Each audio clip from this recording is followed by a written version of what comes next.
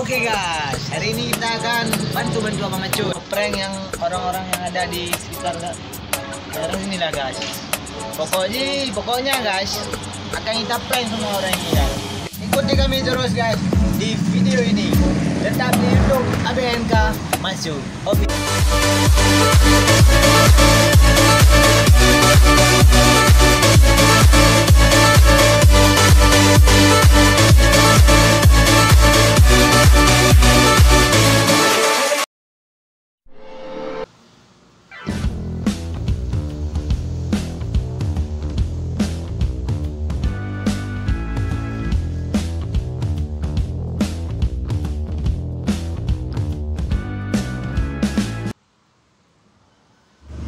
Bihuan.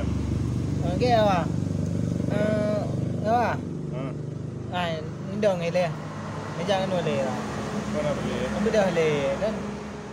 Dungu dan nak berblur kerja apa? Apa kau buka hai kau kau? Hai, imitai BT. Nah, han betih baca rolonyo tau temung bak nyandra ngai yo. Beraya buka kau. Nak som you.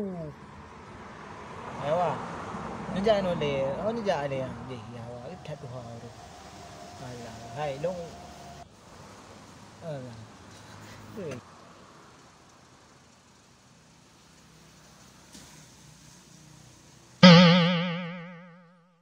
Oh no!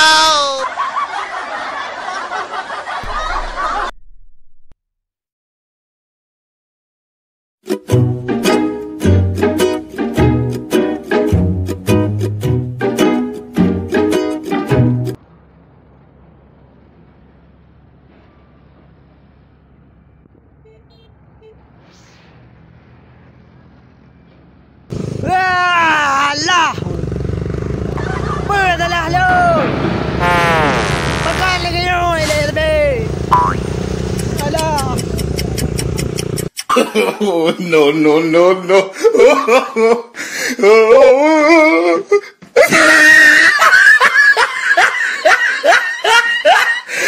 Look at the top of his head.